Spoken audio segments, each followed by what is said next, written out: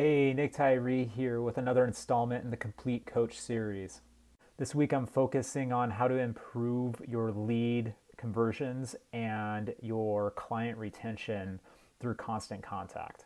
Unfortunately, the vast majority of coaches have really shitty lead conversion rates and awful client retention rates. And this is often due to just poor communication. For new leads, right, the people that have shown interest in your services, right, whether providing you their email or you've met them in passing, maybe it's a client referral, people that you're connected with but haven't worked with yet. A lot of coaches just butcher this relationship. They may only follow up once or twice and then give up after the client has essentially ghosted them. They're not hearing any responses. Cycle of bad communication continues with a lot of times the messages that coaches are sending to these potential leads. Oftentimes the content is not helpful. More often than not, it's buy my shit. And then on top of it, coaches can be too rigid, whether it's with their schedule or their pricing. So they're putting these really heavy barriers in front of a lead to get connected and working with them. So a lot of times the communication is not very client centric. And then a lot of times with the communications with the leads, a lot of coaches don't have a game plan for how they're approaching their leads and how they're going to get them from being a lead to actually being a paying client. And then even if you do have a game plan in place, very few coaches actually track how effectively their practices are working. And this poor communication with new leads really hurts that lead conversion rate, turning those leads into clients. And this poor communication practice ends up bleeding over into the relationships with clients. Coaches that have struggling businesses more often than not rarely follow up after their sessions, right? Just a simple check-in with a client, or whether it's providing a program, whatever it may be, just a simple follow-up after sessions. In addition, oftentimes they're not sending thank yous. So the simple little messages to clients. So whether it's after a session saying, thanks for coming to class tonight, or thanks for purchasing that new package. Another sign of a struggling business is not continuing that communication outside of the session. So providing helpful content, helpful blog content, video content, whether you produce it or whether you outsource it, what you found from other coaches, but building upon that relationship and continuing to educate your client in his or her goals. In addition, a lot of poor businesses or struggling businesses, oftentimes coaches are not following up with clients on life events. So maybe they had a big business meeting that they had mentioned in passing during the last session, or maybe something happened within the family or at work. Following up to check in on them is huge, showing that empathetic side as a coach, that it's more than just the individual workout. And then finally, the little stuff. If you're going out on vacation or continuing education, coaches with struggling businesses oftentimes are just dropping that on clients last minute, that they're like, hey, I'm going to be out on vacation next week, or oh yeah, I have to cancel that session last minute, I have a continuing education event. So these poor communication practices are essentially building barriers and making it more challenging for new leads and potential clients to even get started with you. And then once they've started with you, those poor communication practices can end up reducing the lifetime of your clients and give them reasons to essentially look elsewhere. So as you've probably already picked up, the big solution here is improving your communication. In general, the coaches with the most successful businesses, they communicate more with their clients very frequently. They create value every time they speak with their clients.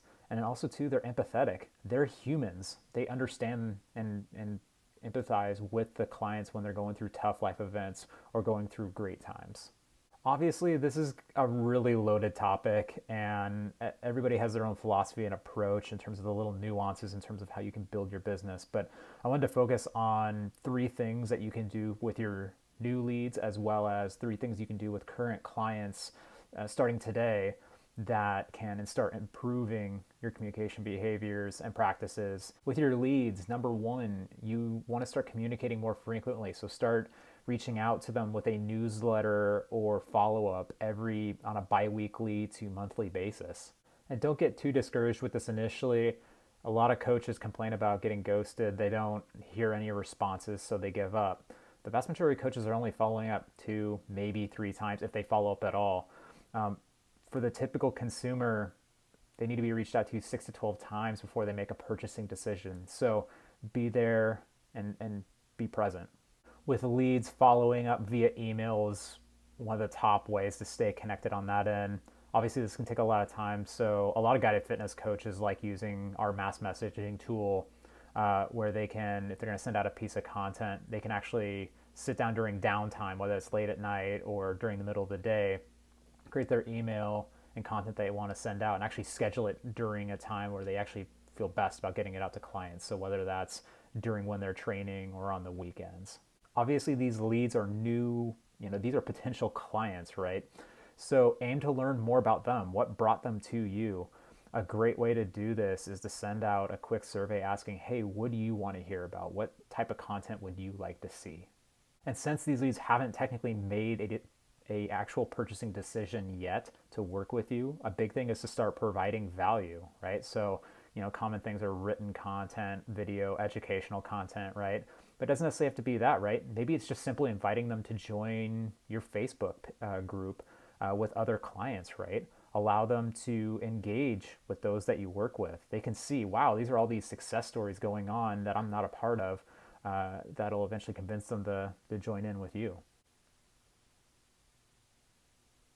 When these leads see that, hey, you're following up on a fairly frequent basis, you're providing great content, and the content is directed towards really helping them and that you essentially care about them, right?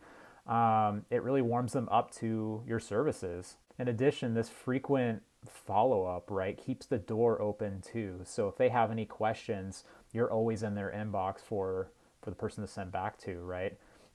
With all this content, you are turning into their fitness expert. And down the line, it makes it a lot easier that when you're reaching out about available times in your schedule, special deals that you're doing, or if nothing else, if they are now ready to start purchasing in services, you're going to be the first person they think of. With current clients, there are a couple different ways that you can improve your communication to help increase the lifetime of that client and the retention of your clients. So number one being, be more accountable, right? A lot of people, when they're looking for a coach, they're looking for accountability. So outside of those sessions, follow up with them. See how they're doing with the nutrition plan or guidelines that you provided them, or the workout plan that you provided them. Check in on how they're doing and see if they're staying on track. That's one simple way to start increasing that communication outside of sessions. Once again, provide value. So this can shine through when you're doing your follow-ups, right? Helping them stay accountable. Obviously, that's value that they may not see from another coach, but a lot of coaches too will kind of fall off on the educational, helpful content that they provide people once they become a client. So whether they're dealing with low back issues, or maybe they're pregnant and going through the different trimesters on that and understanding how their body is changing, right? Or whatever it may be, right? Provide that content that helps build yourself not only as an expert, but builds their trust in you. And a big one that's tough for a lot of coaches to do is ask for feedback. Ask for the good, the bad, the ugly. The feedback not only will help you learn in real time what you need to do to improve so you can retain their business, but it gives you actionable things that you can change, and once again builds value with that client. If a client does have a problem or something that's kind of they're not too happy about, and they see that you're taking efforts to improve and change, that's immediate buy-in in your services. They're working with somebody that is looking out for their best interests, right? In addition, they'll oftentimes offer up some of their favorite moments or things that they really enjoy about working with you, and that right there is a great testimonial and great things you can highlight not only on your own blog and website and whatnot, but can help you convert some of those leads that you're talking to. When you're in constant contact with your clients, helping them be accountable, providing value, right?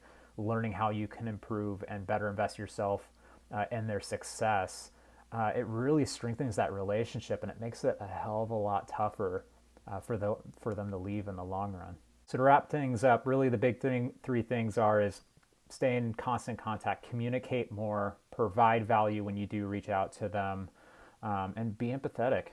Be a human being. People don't want to speak to robots or people that don't really connect with them, right? So anyways, thanks for watching. If you have your own tips as well, or tricks that have worked really well for you, put those down in the comments as well.